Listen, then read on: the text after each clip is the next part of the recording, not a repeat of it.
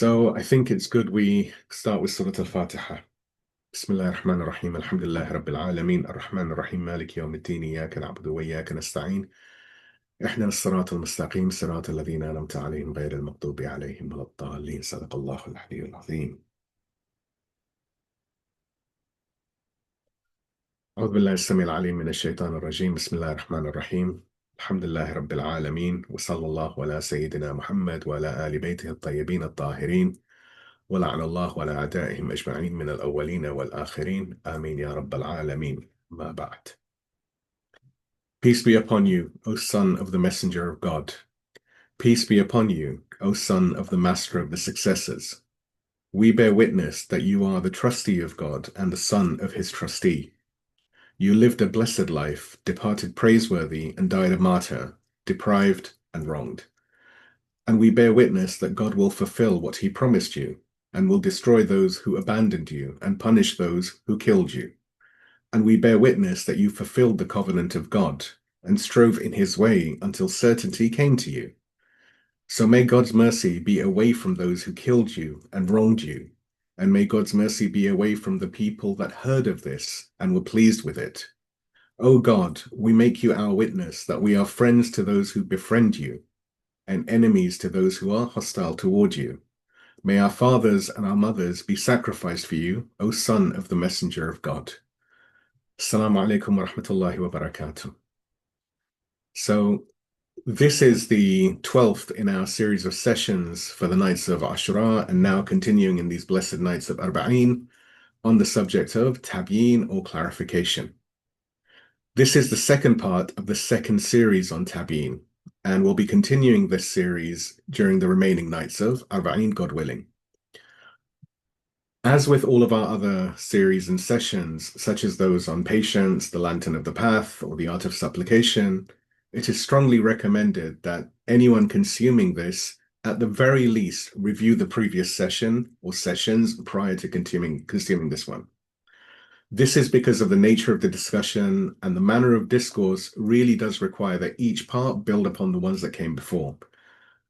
This is to make sure that we avoid any confusion, misunderstanding, and any invalid assumptions that can actually lead to what would be the antithesis of Tabyeen, or clarification. Now, while we do have a recap for each session, that recap is highly summarized, and therefore, to get the full nuance, the previous sessions will need to be consumed, studied, and reflected upon. Nevertheless, if I can get allowed salawat ala Muhammad wa ala Muhammad, we can move on with the recap. اللهم صل على اللهم صل محمد على محمد وآل وآل محمد. محمد.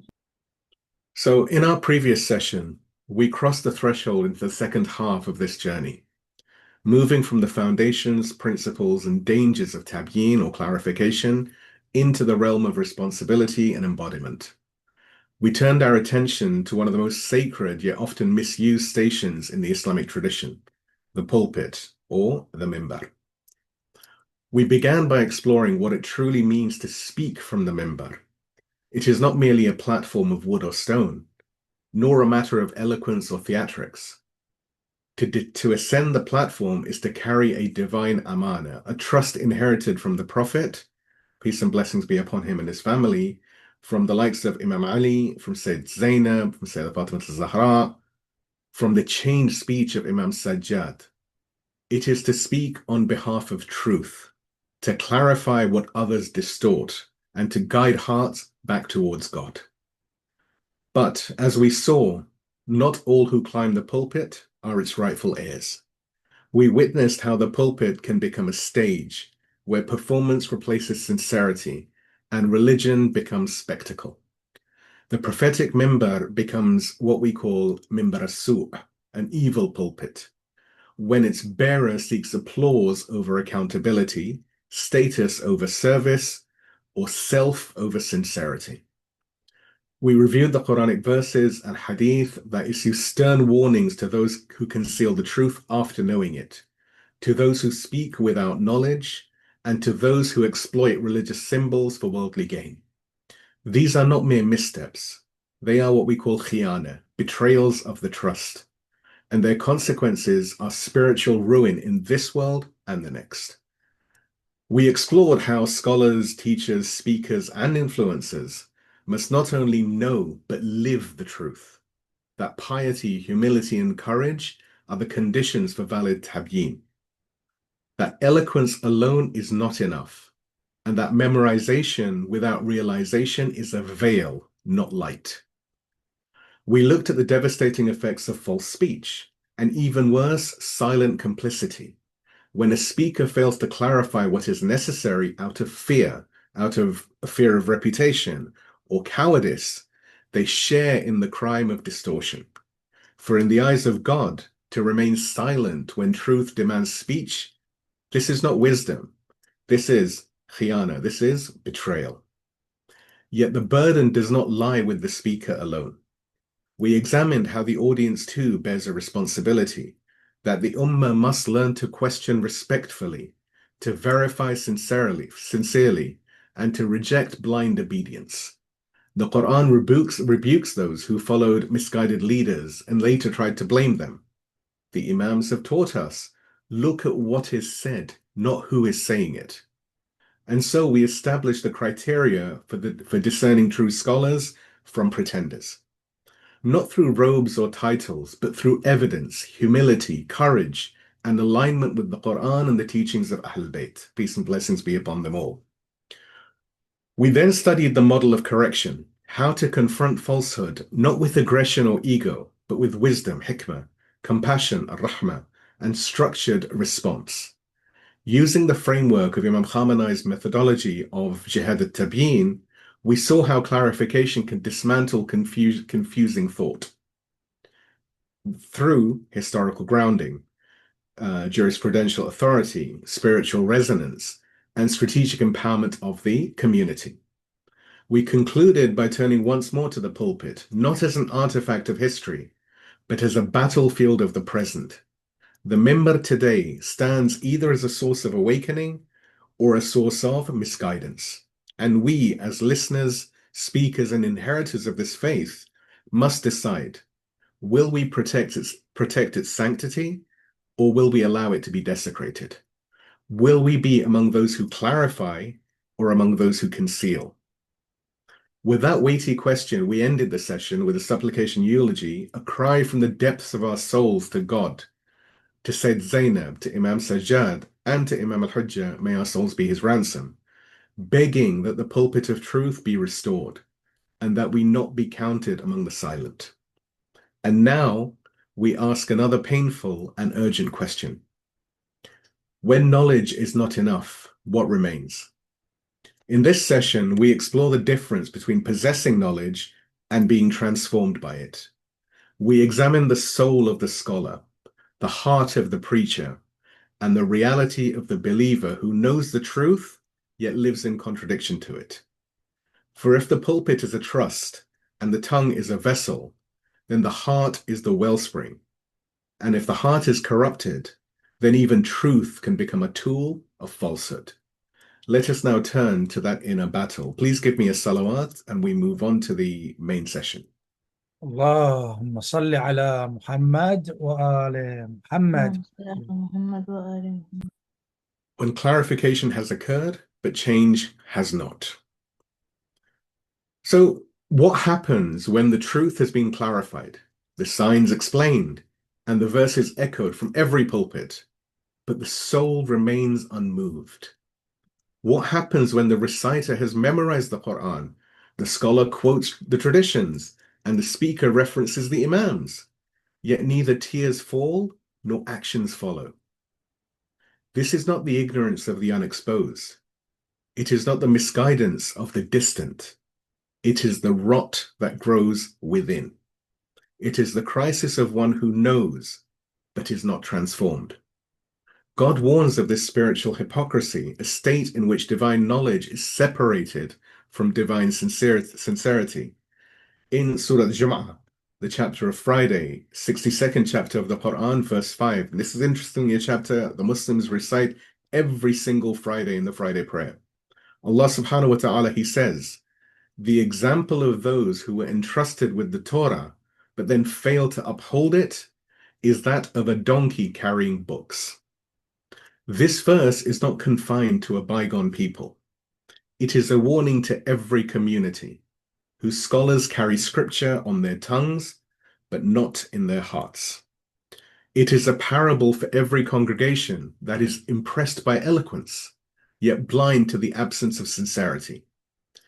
A people content to be moved, but not to move. It is not the lack of lectures, nor the scarcity of books. We have more knowledge today than many generations before us. Our shelves are full, but our spirits are empty. Our screens are filled with content, but our inner lives are dim. What then is missing? The answer is as brutal as it is simple.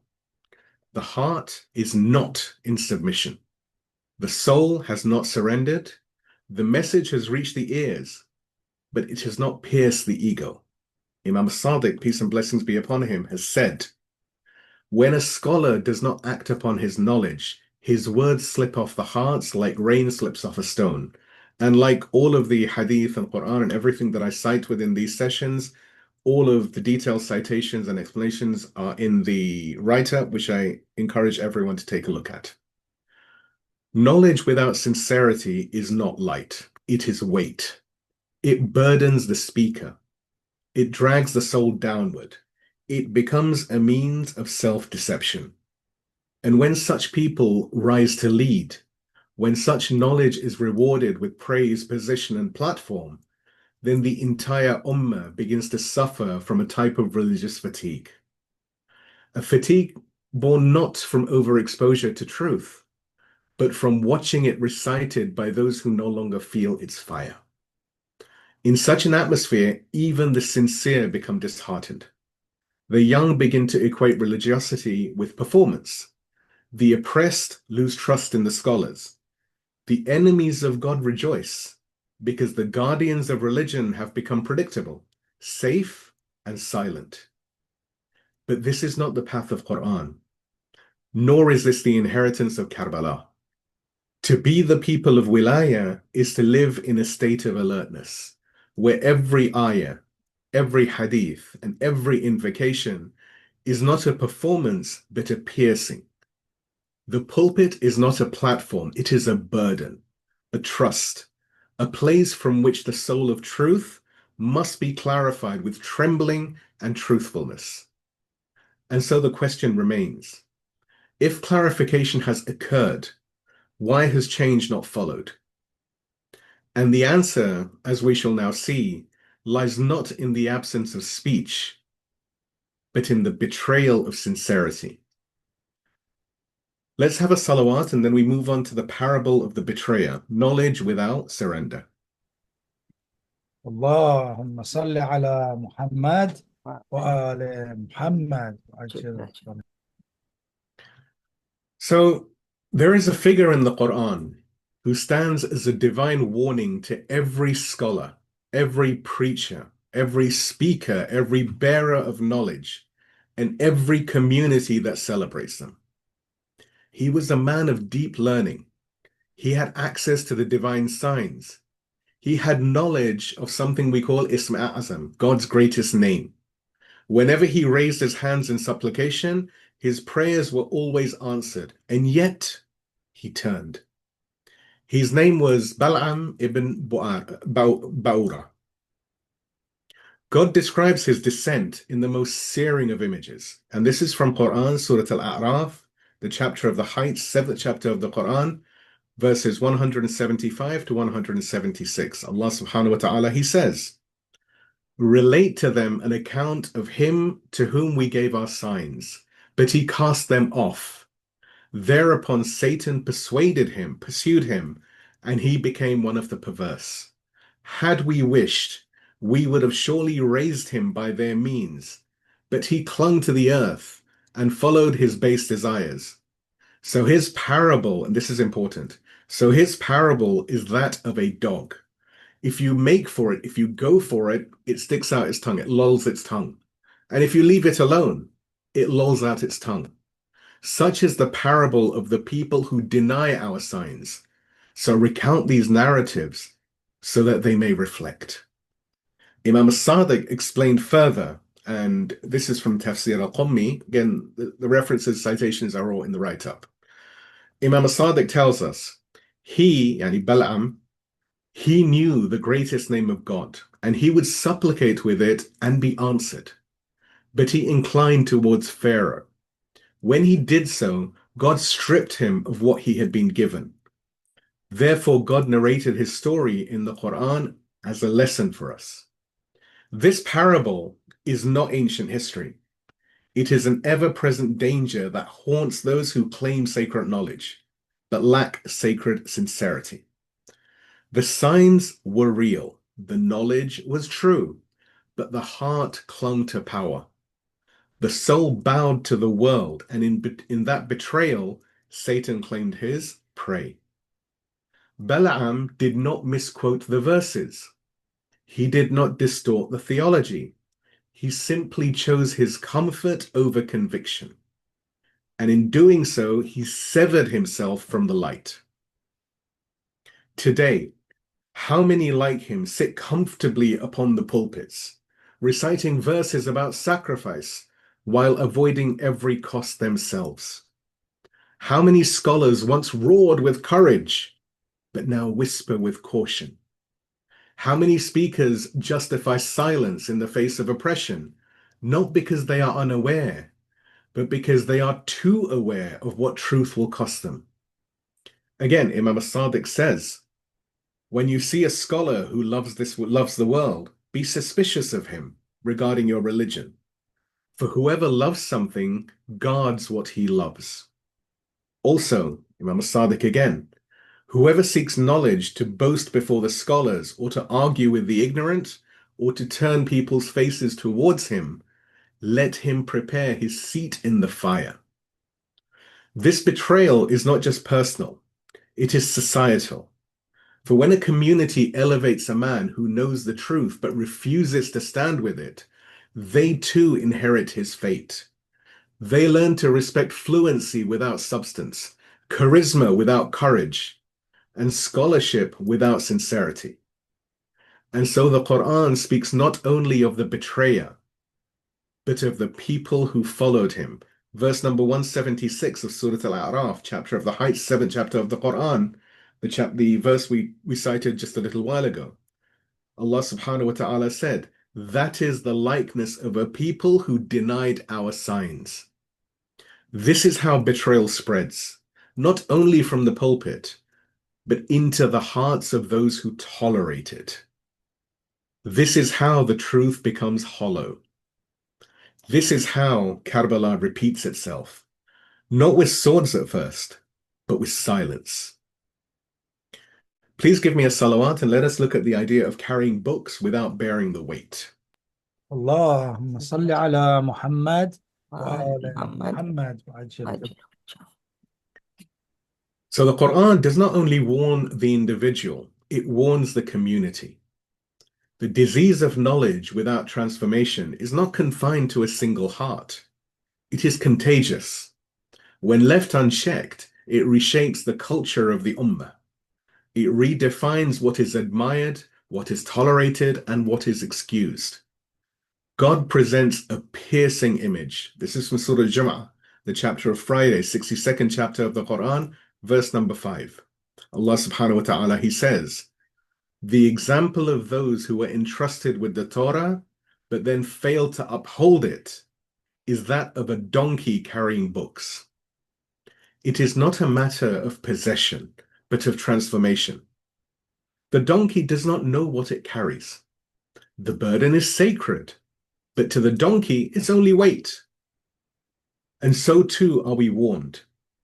A people may carry scripture, they may memorize hadith, they may study philosophy and jurisprudence, yet fail to be humbled by it. They may quote the Quran fluently, but the Quran does not tremble in their souls. Their hearts are dry. Their tears are theatrical. Their pulse never rises when the name of God is spoken. This is not reverence. This is routine.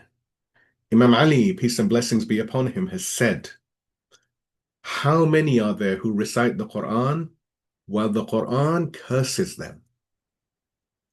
To be a people of the Quran is not to cite its verses, but to be reshaped by its force, to tremble, to reform, and to rise. But when knowledge becomes a mere cultural artifact, something that increases status rather than sincerity, then the ummah becomes desensitized to its own hypocrisy. It does not matter what is said. It only matters who says it. A powerful name silences criticism. A famous face renders error invisible. This is not the love of Ahlul Bayt. This is not the madhab, the school of thought of those who stood in Karbala.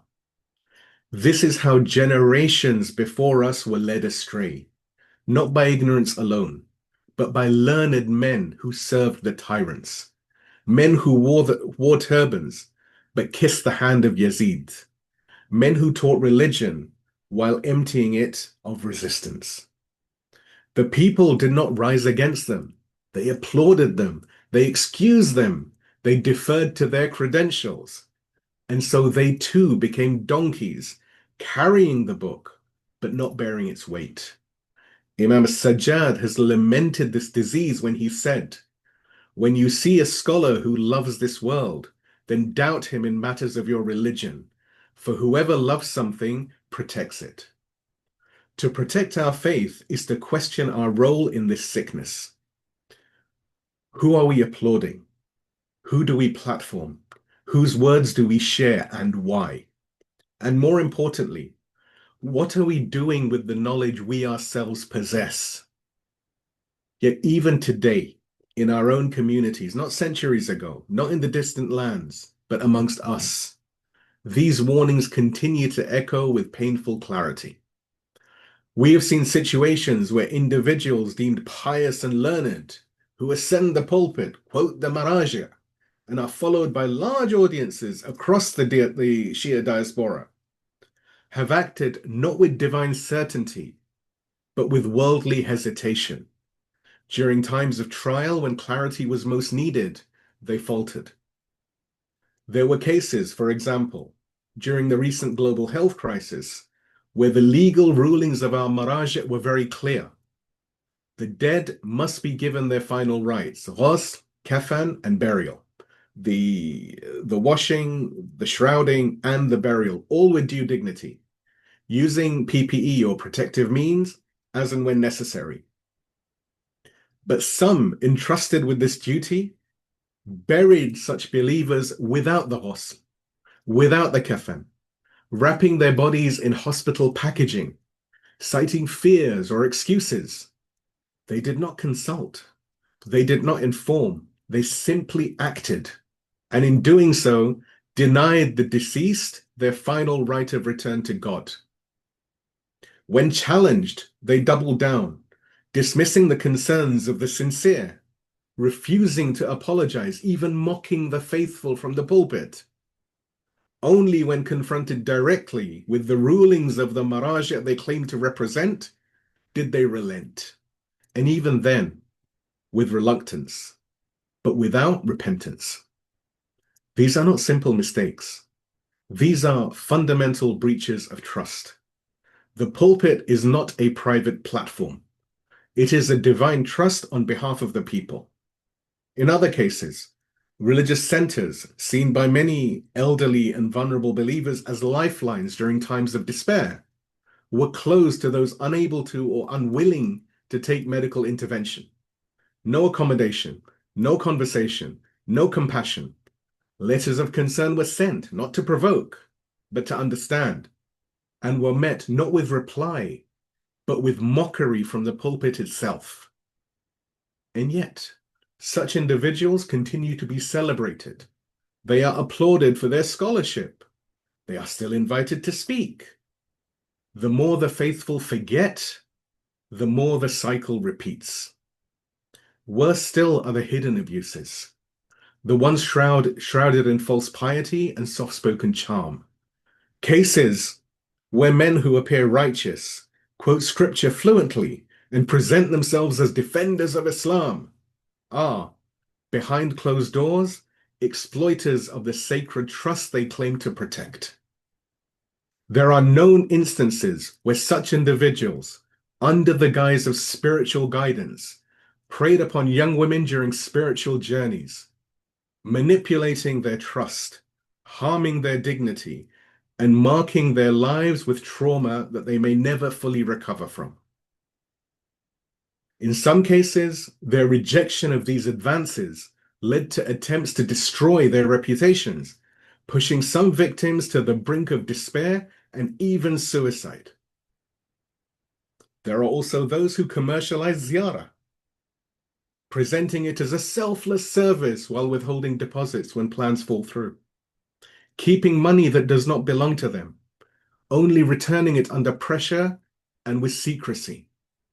They use their reputation as a shield, assuming silence will protect them. But God sees, and the cries of the oppressed ascend, whether spoken or not. These are not isolated incidents. They are symptoms of a much wider crisis.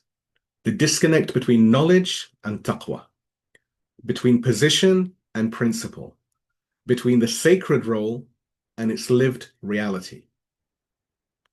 Now, none of this is said to destroy a person or a people. Rather, it is said to awaken a people. Because the longer we cover for such behavior, the more we teach the young that this is acceptable, that reputation excuses betrayal, that knowledge outweighs justice, that eloquence masks abuse. We will be asked. God will not judge us only by what we knew, but by what we tolerated. If our silence emboldened the corrupt, we are not innocent. The Quran does not say they carried the books. It says, the example of those who were made to carry the Torah, but then did not carry it. Again, from Surah Jum'ah. It is God who entrusts, and it is God who will ask how we carried what we were given. Ziyarat al-Yasin reminds the lovers of truth. I bear witness that whoever denies you is a disbeliever. Whoever fights you is a polytheist. And whoever rejects you is in the lowest depth of hellfire. These are not words to parrot. They are signs to live by. Clarification has occurred. The verses have been recited. The blood of the martyrs has been spilt. If we remain unchanged, we will not be able to claim ignorance. And so now we must ask, how do we recognize this problem within ourselves? And what must be done to repair it? Please give me a salawat and we move to the first step towards redemption, which is recognizing the wound. But give me a loud salawat first. اللهم صل على محمد وآل محمد وعجل. Now, there can be no healing without acknowledgement, no revival without reflection, and no return to God unless we first admit how far we have strayed. What we have seen in ourselves, in our communities, and in some of those who lead us is not merely a failure of etiquette or policy. It is a deeper fracture, a rupture between sacred knowledge and sacred responsibility. When knowledge no longer softens the heart, when leadership no longer safeguards the trust, when scholars begin to mirror tyrants, not in title, but in temperament, when the people excuse injustice because the face is familiar and the voice is eloquent, then the signs are clear. The disease has taken root. Imam Ali, peace and blessings be upon him, warned us centuries ago. He says, the beginning of strife is desire that is followed, and rulings that are innovated in opposition to the book of God. In such times, people will follow men, not the religion of God. This is our crisis, not the lack of knowledge, but the severance between knowledge and divine accountability. It is not simply that some scholars have erred. It is that we, the Ummah, have stopped demanding accountability from those who wear the robes of religion. But this is not the end. The Quran does not present Bal'am's fall or the donkey's burden or the scholar's hypocrisy merely to curse, but to warn, to awaken, and to call the people back towards their Lord. God does not close the door to redemption. On the contrary, He opens it. In Quran, Surah Al-Zumar, the chapter of the thrones, 39th chapter of the Quran, verse number 53, Allah subhanahu wa ta'ala, He says, "Say, O my servants who have transgressed against themselves, do not despair of the mercy of God. Indeed, God forgives all sins. Truly, He is the all-forgiving, the most merciful." The door remains open, even to the scholar who betrayed his trust, even to the leader who strayed, even to the silent one who watched it all happen.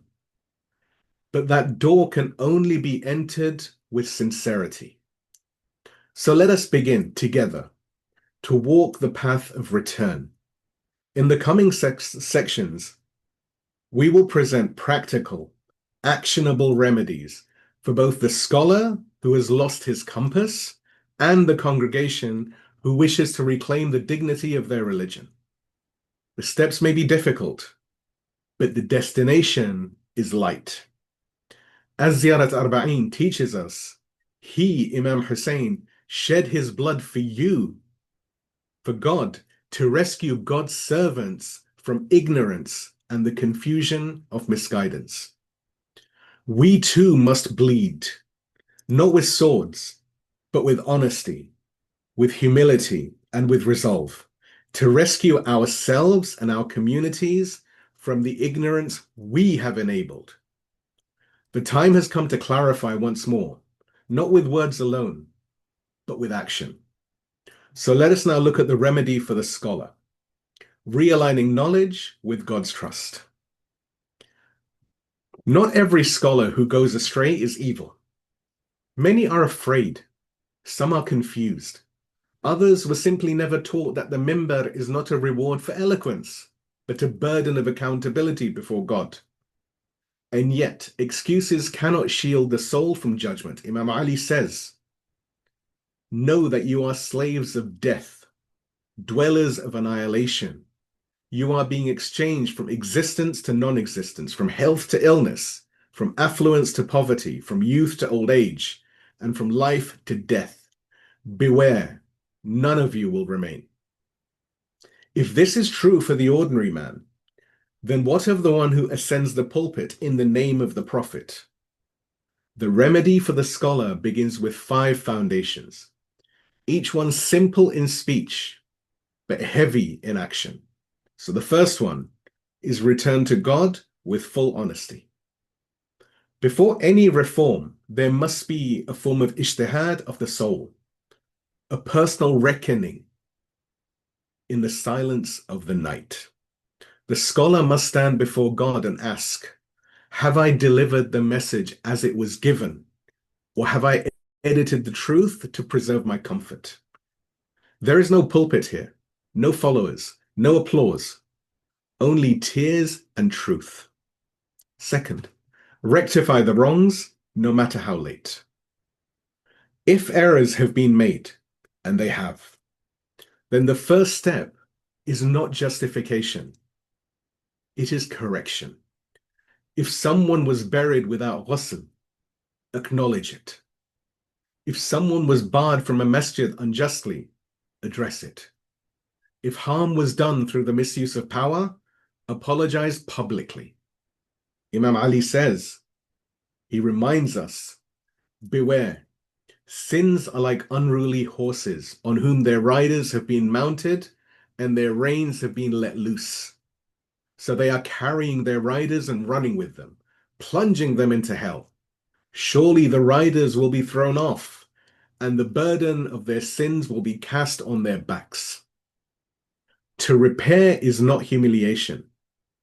It is in fact salvation. The next point, cut the pathways to dunya. One of the main diseases is love of the world. prestige, comfort, position, wealth. It creeps silently. It creeps in silently. The scholar must audit his life. What motivates my decisions? Whose approval do I seek? Imam al-Sadiq has said, when a scholar loves the world, he becomes corrupt. As we mentioned in part 10 of this series, the idea of hubb ad-dunya, love of the world, is an excessive attachment to this world. It is the illness of following base desires, as mentioned in Quran, Surah Maryam, the chapter of Saint Mary, the 19th chapter of Quran, verse number 59. Allah subhanahu wa ta'ala tells us, then there succeeded them generations who neglected prayer and followed their desires. So they will meet with deviation. The issue is that desires do not always appear evil. They may come disguised as opportunities, stability, or even moderation, and even wisdom. However, they drag the soul away. They drag away from the soul the clarity it once held. When afflicted with such an ailment, the truth, rather than becoming a beacon, becomes a burden. This corruption can become all-consuming. Cut off the roots of corruption before they bear fruit. The next point, commit to lifelong accountability. No scholar is above questioning. The Imam himself was asked, so who are we to be offended by feedback and questions? Hold open forums. Respond to letters with respect. Invite correction. And surround yourself not with admirers and sycophants, but with people who fear God enough to challenge you. As the Prophet, peace and blessings be upon him and his family, has said, and this is quoted by Imam al-Baqir, the Prophet has said, religion is sincere counsel.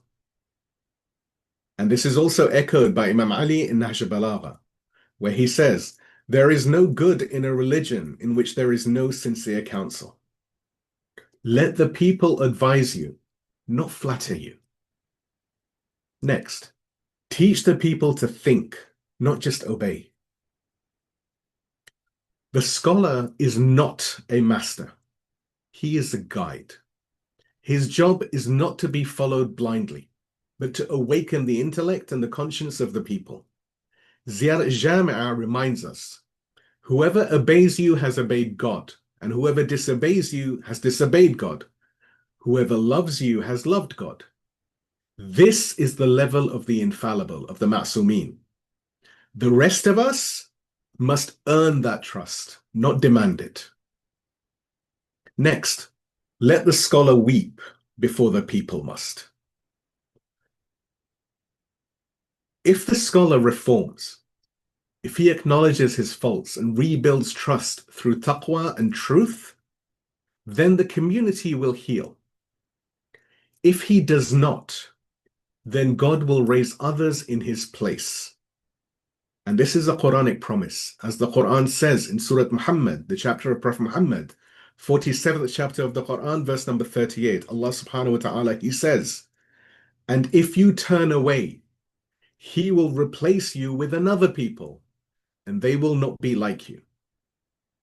Let the scholar act before the scroll of life is sealed. Let him cry now, so that the people do not cry because of him on the day of reckoning. Please give me a salawat, and we now look at the remedy for the congregation and reclaiming the trust without rebellion. اللهم صل على محمد وآل اللهم صل على محمد وآل محمد. So, the pulpit may belong to the speaker, but the message belongs to the ummah, to the community. The Quran does not say, ask the scholars and obey them blindly. Rather, it commands, ask the people of remembrance if you do not know. This is from Surah An-Nahl, the chapter of the bee, 16th chapter of the Quran, verse 43. Ask the people of remembrance if you do not know. There is a difference between asking with sincerity and surrendering one's soul. The scholar may speak, but it is up to the listener to verify, to reflect, and to ask. Does this align with the Quran? Does this align with the teachings of Ahl al-Bayt? Does this align with the justice of God? Silence is not safety. Silence is in fact complicity. Next point. Reclaim the right to question. The congregation must understand it is not disrespectful to question. In fact, it is a divine duty. If something feels off, if a ruling lacks explanation, or if a speaker mocks genuine inquiry, then one must ask again. If the answer is still unclear, seek clarification from trusted sources, from other scholars, reliable and genuine ones, from the Maraji', from the Wali al-Faqih. Even Prophet Ibrahim, peace and blessings be upon him, when asking God how he gives life to the dead, was not rebuked, but in fact was welcomed. In Quran, Surah Al-Baqarah, the chapter of the cow, second chapter of the Quran, verse number 260, Allah subhanahu wa ta'ala recounts, when Abraham said, "My Lord, show me how you give life to the dead." God said, "Have you not believed?" He replied, "Yes, but it is so my heart may be at ease." This is the model of sincere inquiry. A man of absolute faith, seeking clarity not to challenge, but to strengthen his heart. If even the friend of God could ask for reassurance, then who are we to be shamed into silence? Next, refuse to be intimidated by reputation. If someone is called Sayyid, or Sheikh, or Doctor, or Professor, or Ayatollah, or Allama, or Hujjatul Islam, or Maulana, or any title, it does not mean their actions are beyond scrutiny. We have seen too many communities crushed under the weight of personalities, where fear of social backlash or the shame of being labeled divisive causes them to tolerate injustice, to tolerate oppression, and indeed to even tolerate abuse. Remember the words of Imam al-Baqir, and this is a very important hadith. Whoever enters this affair of religion by way of the people will be exited from it by way of the people. But whoever enters it through God will be exited from it through God. Our allegiance is not to personalities. Our allegiance is not to personalities. It is to the principle of wilaya, to justice, to truth, to God. The next point is to create safe structures for accountability. Many communities have no mechanism for raising grievances. There's no ombudsman, no ethics council, no anonymous channels. And so when abuse occurs, it festers in whispers and trauma. The congregation must work to establish transparent governance for religious centers, anonymous feedback and reporting channels, clarity on decision-making processes, especially regarding money, trips, and speaker invitations, a consultative shura for pulpit access and community direction. This is not rebellion. This is in fact restoration. Imam Ali, peace and blessings be upon him, has said, whoever is unjust to his subjects, finds it burdensome to communicate with them, closes the door of knowledge to them, and withholds justice from them, has indeed destroyed the foundation of authority and wasted the people. Let the people build systems that reflect the ethos of Imam Ali, not the ego of worldly leaders. The next point, support the reformers, not just the charismatics. Too often, those who speak softly but act justly are ignored, while those who captivate with theatrics are raised high.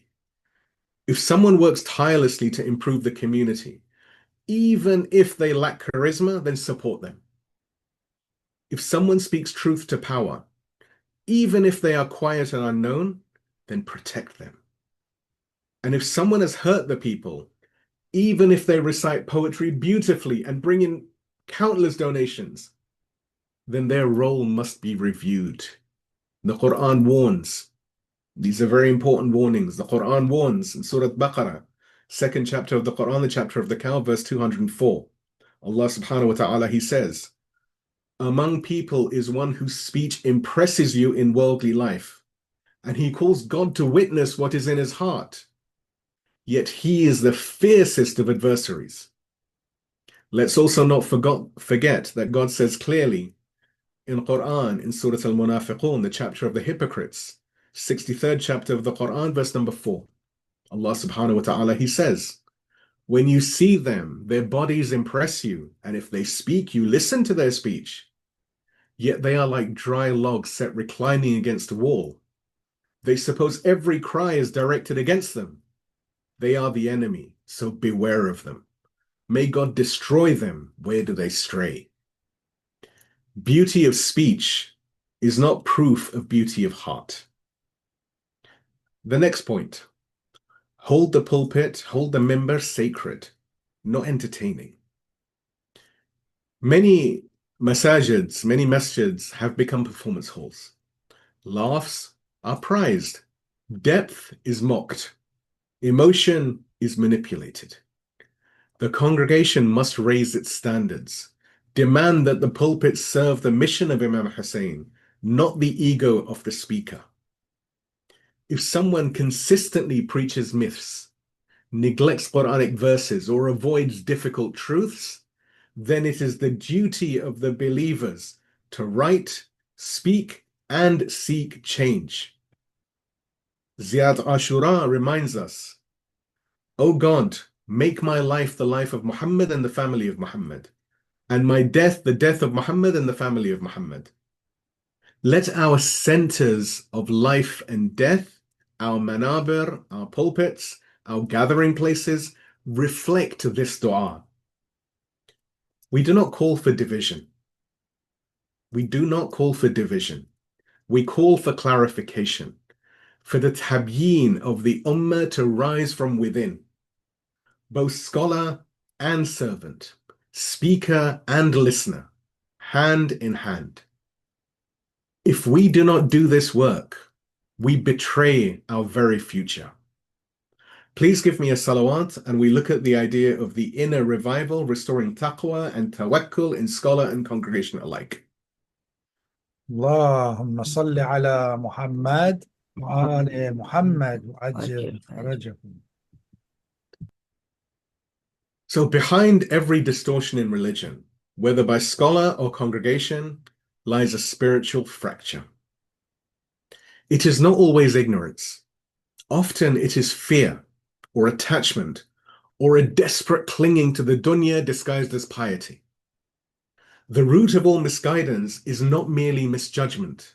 It is the absence of God consciousness or taqwa, and the absence of reliance on God or tawakkul. In this short section, this is the heart of the remedy. For even the best systems of accountability will collapse if the soul is hollow. So the first point, taqwa as the unseen guard. Taqwa is not perfection. It is not external religiosity. It is the quiet fire within, the presence of God in every decision.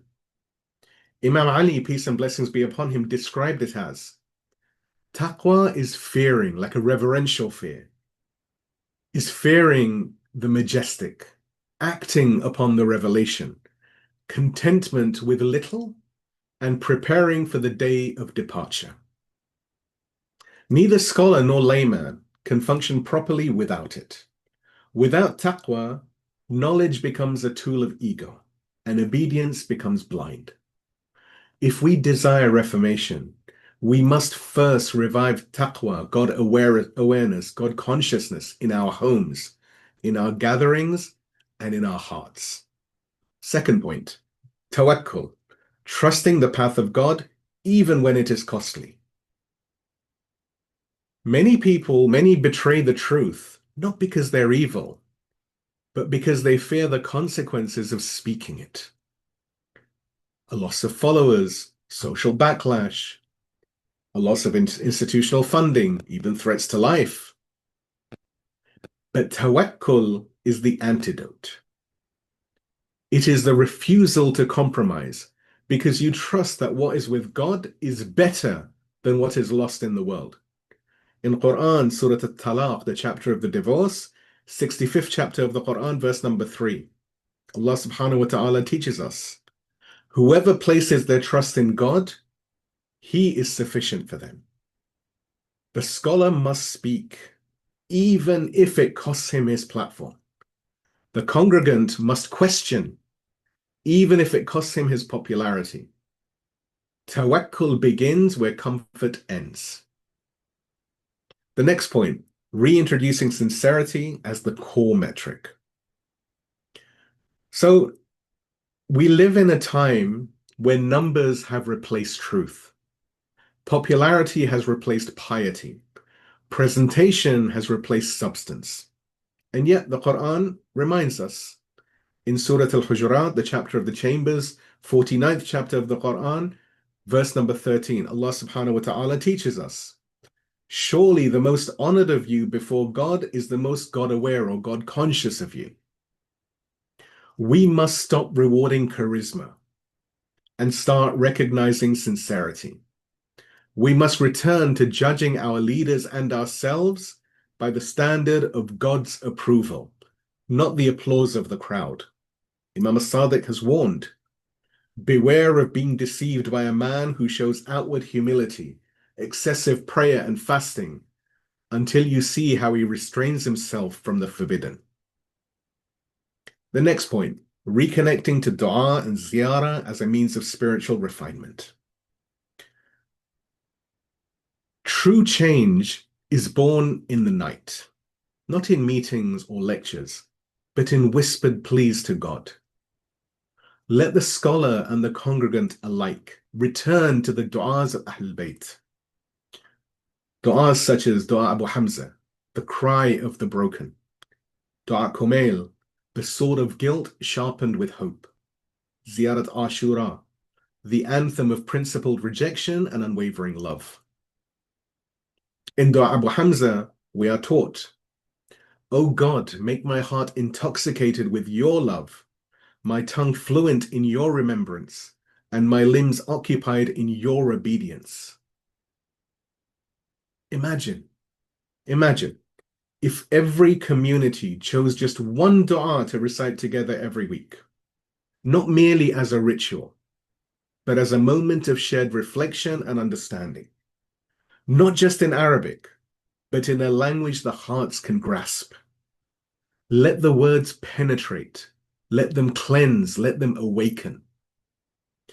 If this became our rhythm, our habit, the very soul of the ummah would begin to change. And it would certainly be a change for the better. The next point, accepting that revival begins with the self. It is easier to demand change from others than from ourselves, but the Quran makes it clear. In Surah Al-Ra'd, the chapter of the thunder, 13th chapter of the Quran, verse number 11, Allah subhanahu wa ta'ala teaches us, God does not change the condition of a people, and this is the important bit, until they change what is within themselves. So let each of us, speaker, listener, scholar, servant, take responsibility. Before demanding reform from others, let us purify our own niyyah, our own intention, our own tongues, and our own homes. This is not self-blame. This is shared responsibility.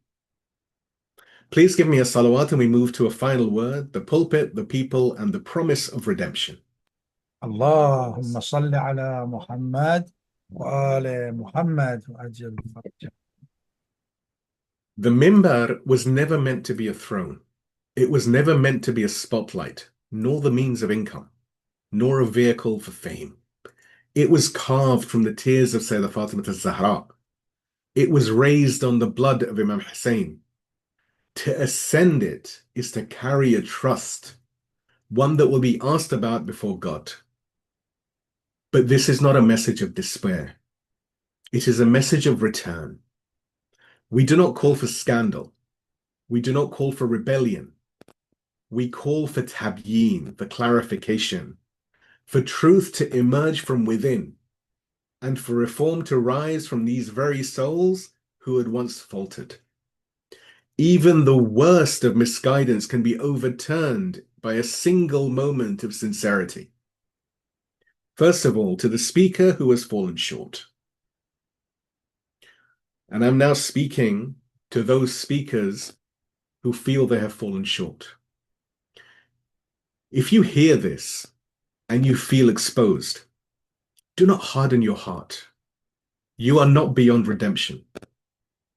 The Quran speaks of one who was gifted divine signs, yet turned away, and likened him to a dog that pants, whether chased or left alone.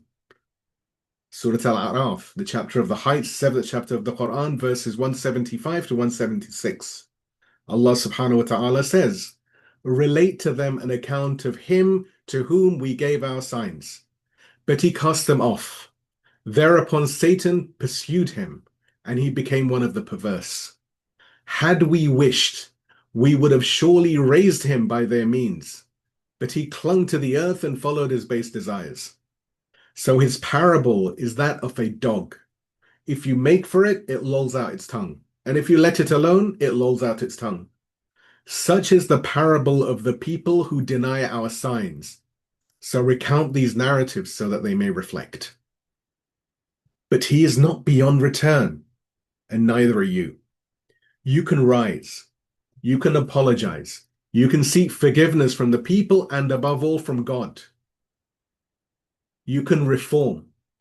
And in doing so, you will be greater than before.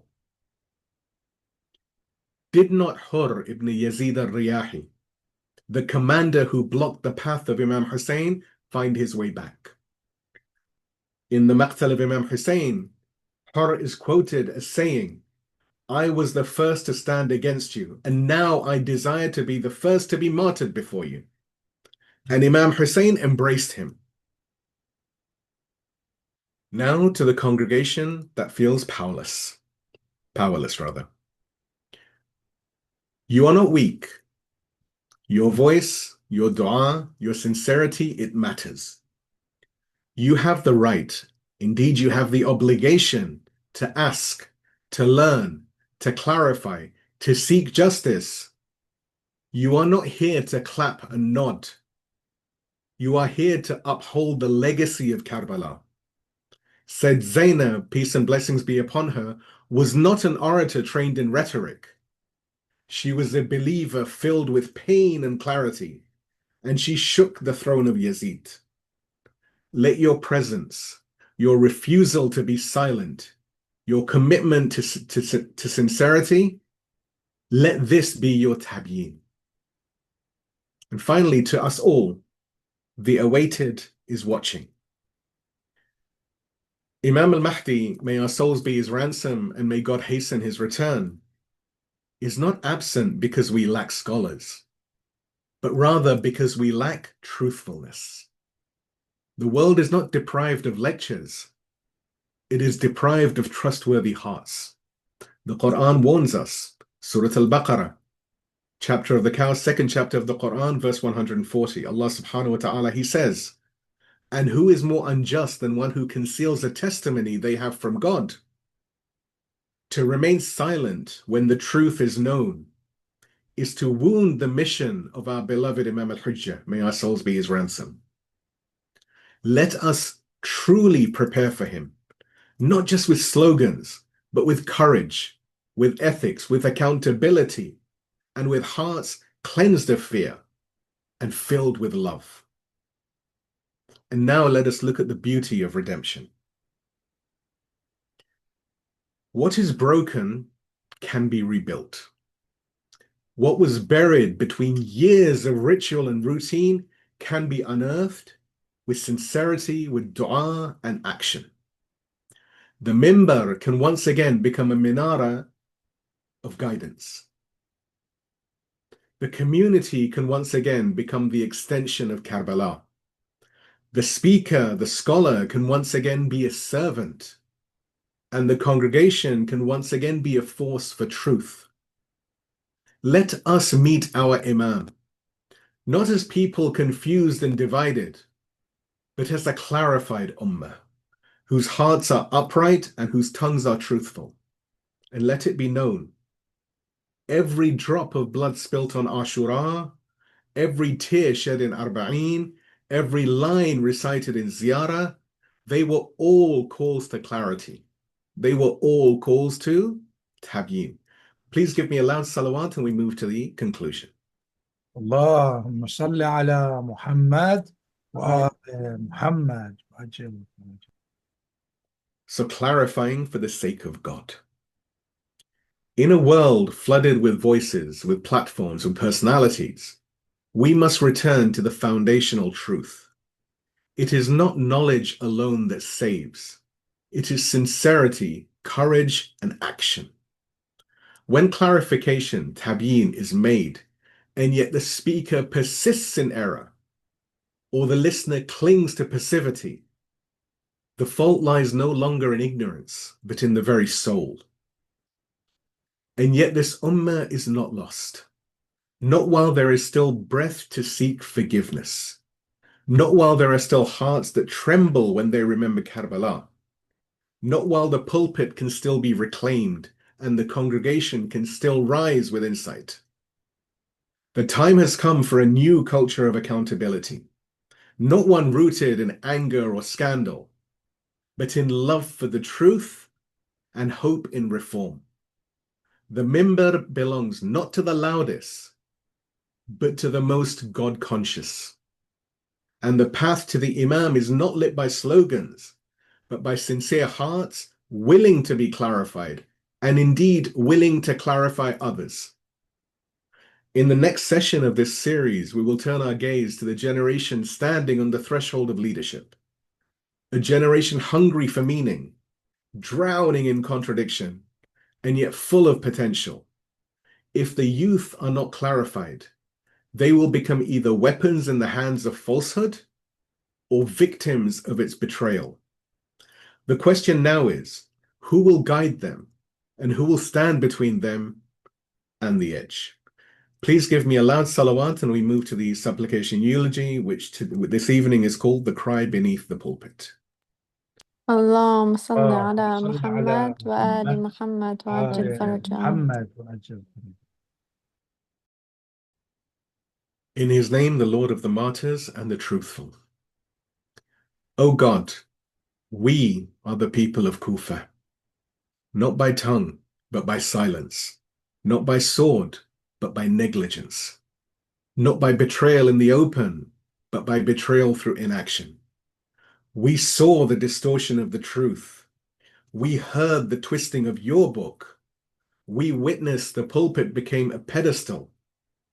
And we said nothing. O God, O our God, the pulpit once shook with the voice of truth.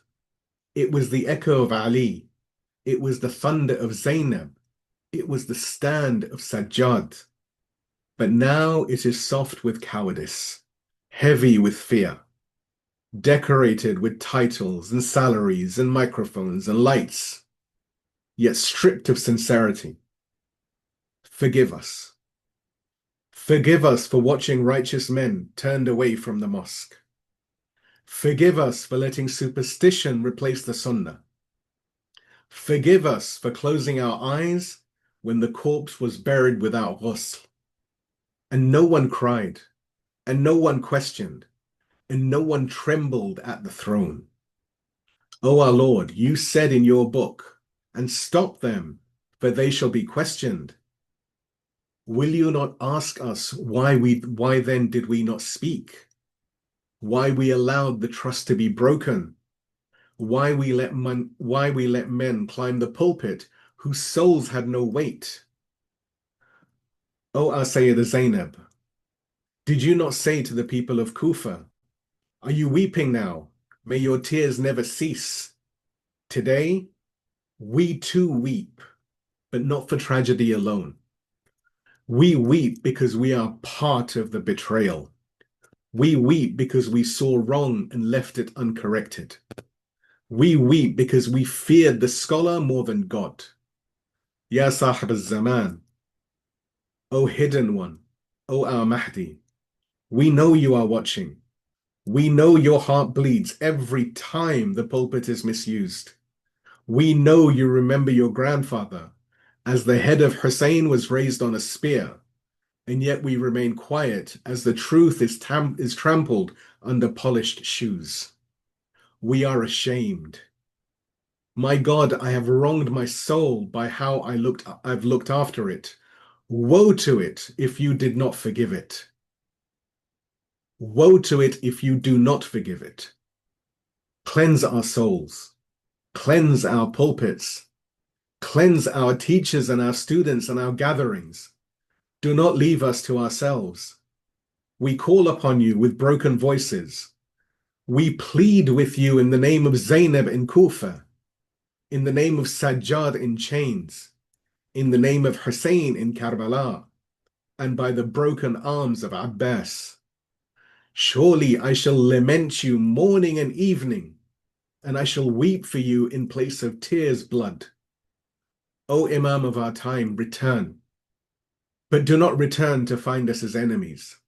Return to a people purified by Tabyeen, a people ready to speak, to listen, to obey God over ego, a people no longer drunk on reputation and fear, a people who have remembered Zainab's cry and turned it into a whisper beneath the throne. وآخر الدعوان عن الحمد لله رب العالمين. السلام عليكم ورحمة الله وبركاته.